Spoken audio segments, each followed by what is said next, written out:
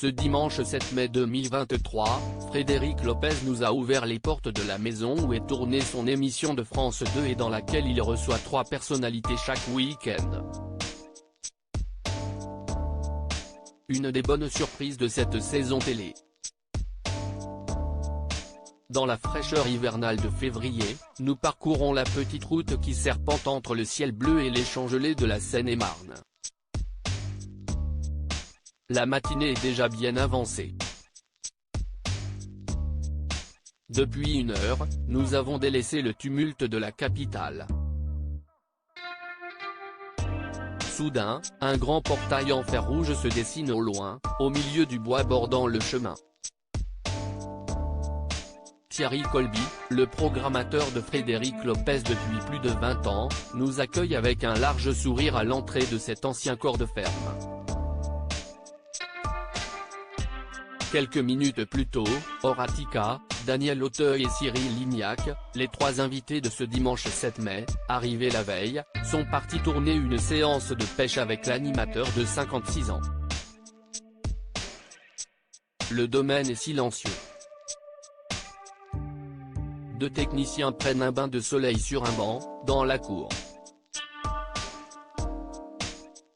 Si est-il le bon moment pour parcourir les lieux? Bottes, fleurs séchées et moulins à café. Les coulisses de un dimanche à la campagne et quel joli tableau. Le jardin de 7 hectares entourant la maison de 300 mètres carrés a été entièrement repensé par un paysagiste. Le patio où Frédéric Lopez accueille ses convives a, lui aussi, été créé spécialement pour l'émission. Il a fallu voir une dizaine de maisons avant de trouver celle-ci, révèlent Antonio Ferreira et Caroline Massardi, les producteurs de Un dimanche à la campagne. La rivière voisine accentue l'aspect bucolique des lieux. Souvent, les invités aiment tellement l'endroit qu'ils veulent le louer pour y revenir un week-end, s'amuse Thierry Colby. Coup de peinture, nouveaux meubles. L'intérieur de la maison a aussi été réaménagé. Séverine Bayrel, scénographe de profession, a demandé l'avis de Frédéric Lopez pour refaire la décoration. Le moulin à café dans la salle à manger ressemble à celui de ma grand-mère. Et comme j'aime les fleurs séchées, il y en a un peu partout dans la maison, détaille l'animateur. Dans les cadres disposés sur la grande étagère du salon, nous retrouvons les photos de ses voyages passés, du temps de rendez-vous en terre inconnue. Dans l'entrée, une paire de bottes est disposée pour donner l'impression que la maison est habitée. Un dimanche à la campagne, France 2, effet de surprise pour Horatica, Daniel Auteuil et Cyril Lignac. La production a installé une partie de son matériel à l'étage et l'autre dans une dépendance, à droite de la demeure. Au rez-de-chaussée de ce bâtiment, une odeur du feu de cheminée embaume la pièce qui sert de régie. L'équipe vient aussi s'y ravitailler en café et viennoiserie. La bâtisse abrite également la grange, nichée sous les combles, et décorée d'objets en lien avec l'enfance des invités, pour les besoins d'une séquence tournée en début d'émission. Les invités justement. Arrivés la veille, ils se sont fait maquiller dans une maison située à 2 pas de la propriété. Nous les escortons chacun à leur tour afin qu'ils ne se croisent pas avant le début du tournage, explique Thierry Colby pendant la visite. Ils ne se découvrent qu'une fois dans la barque, comme à l'écran, pour accéder au domaine.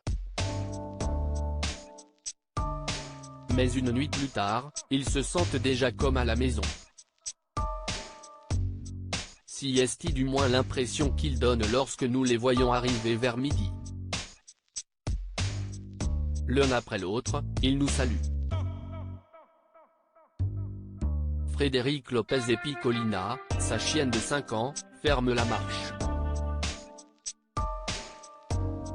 Avec sa bienveillance habituelle, l'animateur nous explique les séquences qu'il reste encore à tourner. Nous allons passer au brunch et revenir sur les succès des invités. Une dernière discussion avant leur départ. Un dimanche à la campagne, Daniel Auteuil a fait semblant de cuisiner devant Cyril Lignac. Très attendu, Cyril Lignac se met directement au fourneau. Daniel Auteuil reste en retrait. Je sais cuisiner, mais pas question de le faire devant un grand cuisinier. Alors, j'ai fait semblant de couper certains aliments, nous expliquera le comédien après coup. L'équipe de tournage est aussi avide des conseils du chef, qui prépare des œufs brouillés. Les membres de l'émission finissent souvent les restes, pourvu qu'il y ait encore des oursons en guimauve de Lignac, espère l'un d'eux. Ici, l'ambiance est familiale car tout le monde se connaît depuis des années. La majorité travaillait déjà sur La parenthèse inattendue, une précédente émission de Frédéric Lopez, diffusée de 2012 à 2014 sur France 2, note de la rédaction, assure Michael Latour, le coiffeur de l'émission, qui savoure le calme régnant sur le tournage. Ici, il n'y a pas de cris, contrairement aux autres plateaux télé, souligne-t-il. Pendant que les invités s'installent à table, Frédéric Lopez révise une dernière fois ses fiches, entoure des mots importants et barre certains passages. Dernière retouche maquillage, puis, ça tourne.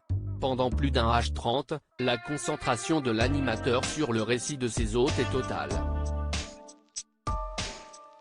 Tel un chef d'orchestre, le producteur de Rendez-vous en terre inconnue fait parler ses invités et s'efface pour les laisser briller. Frédéric Lopez se confie sur Daniel Auteuil, « Je sentais qu'il était heureux d'être là, il est déjà plus de 15 heures à l'horloge de la maison. Le tournage touche à sa fin. » Frédéric Lopez réunit une dernière fois les personnalités autour du piano trônant dans le salon. Il leur présente la traditionnelle photo de groupe prise lors de la partie de pêche et sur laquelle les invités laissent un mot. Le cliché rejoindra les autres sur les murs de Yume, la société qui produit l'émission. L'animateur est soulagé de voir que Daniel Auteuil, monstre sacré du cinéma français, s'est épanoui dans son émission et qu'il était ravi d'avoir remporté la partie de fléchette improvisée. « Je sentais qu'il était heureux d'être là et il me l'a confirmé en partant. Difficile de quitter les lieux. » À regret, les hôtes s'installent dans la barque. Garderont-ils contact, comme Jarry et Clara Lauthiani ou encore Jeff Panaclock et Salvatore Adamo avant eux? C'est sûr, affirme Cyril Lignac. Ils auront encore 1 heure de route avant de retrouver le brouhaha parisien. Un minimum pour refermer cette parenthèse enchantée.